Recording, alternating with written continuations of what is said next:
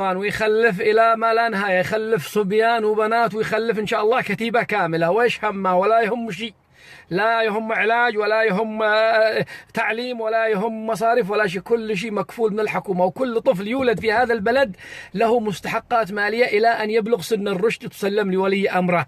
نعمة نعمة، نحن في رفاهية وإحنا مسلمين وهم كفار، لا تربطنا بهم لا دين ولا عقيدة ولا جوار ولا لغة ولا لون، ولا يربطنا بهم شيء. تعرفوا ليش؟ نحن عايشين مع الإنجليزي سوا سوا، لا عنصرية ولا شيء.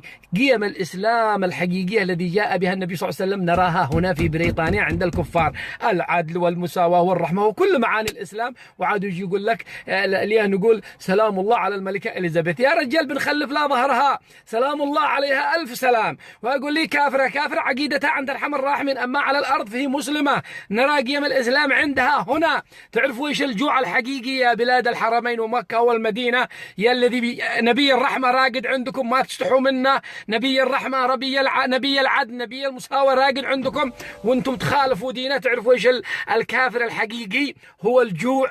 الجوع كافر. عندما تجوع بني آدم، العمالة ذي عندك ضيق عليها، يعني سبحان الله، رب البيت الذي هو معول وعنده عيال في كل بلاد العالم تدعمها الحكومة لأن عليه ثقل، إلا في السعودية يزيدوا يدفعوا رسوم يسموهم المرافقين، الأب والأم والأخ والأخت والعيال يسموهم مرافقين، دفعوه كل سنة تزيد تزيد تزيد تزيد إلى أن يضطر ويغادر. هذا ظلم، هذا ظلم. ما يأتي لي سعودي متعجرف يقول لي هذا قوانيننا، هذا قوانيننا، عجبك ولا امشي روح. يا أخي العمالة في كل بلاد الأرض بلا تخلف، هذا اسمه تخلف، هذا المنطق.